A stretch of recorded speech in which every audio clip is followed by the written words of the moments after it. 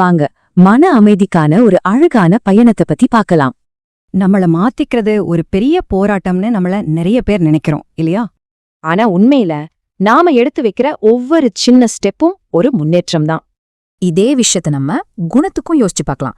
ஒரு நல்ல குணத்தை வளர்த்துக்கிட்டா ஒரு கெட்ட குணம் தானாவே போயிடும். நாம கெட்டதோட சண்டை போடவே தேவையில்லை. இதை இன்னும் நல்லா புரிஞ்சுக்க உங்க மனசு ஒரு தோட்டமா நினைச்சு பாருங்களேன். அந்த தோட்டத்துல இருக்கிற முட்கள் தான் நம்ம கெட்ட குணங்கள், ரோஜாக்கள் தான் நல்ல குணங்கள். அப்போ நாம என்ன செய்யணும்?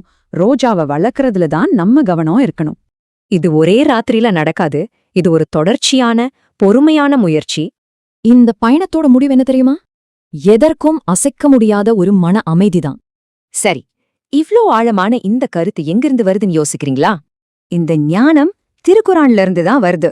நல்ல விஷயங்கள் கெட்ட விஷயங்களை தானா நீக்கிடும். அப்போ நீங்களே உங்களை கேட்டுக்கங்க.